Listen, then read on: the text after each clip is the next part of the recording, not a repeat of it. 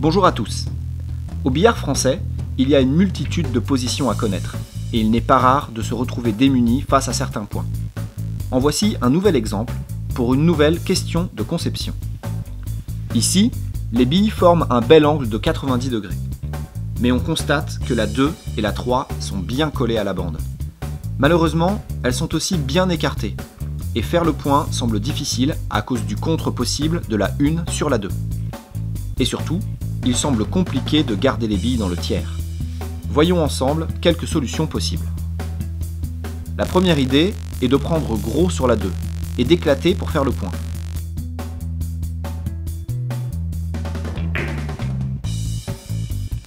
Mais il est impossible de prendre gros, car le contre nous éjecte immédiatement et on ne peut pas réaliser le point comme ça. Oublions donc tout de suite cette idée. Allez, on reprend au début.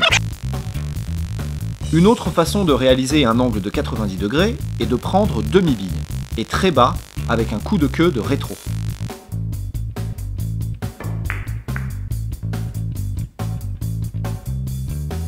On voit que c'est une bonne solution pour faire le point, car de cette façon, on évite le contre. En revanche, on a éclaté le jeu, et on n'obtient aucune position favorable pour la suite. Reprenons donc notre position de départ. Une autre solution, pour ne pas tout éclater, est de tenter la bande avant. Pour tout vous dire, je l'ai essayé plusieurs fois et je n'ai jamais suffisamment bien touché pour faire le point sans avoir le contre. Trop difficile, voire impossible. Revenons encore une fois au départ.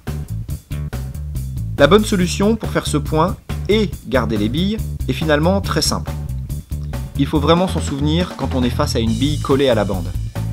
Il suffit de prendre demi-bille et avec de l'effet contraire, sans forcer, pour amener notre bille à suivre la bande en douceur. De cette manière, on n'éclate pas le jeu et on a toutes les chances d'obtenir un placement pour rappeler les billes le coup d'après et pourquoi pas enchaîner avec une série.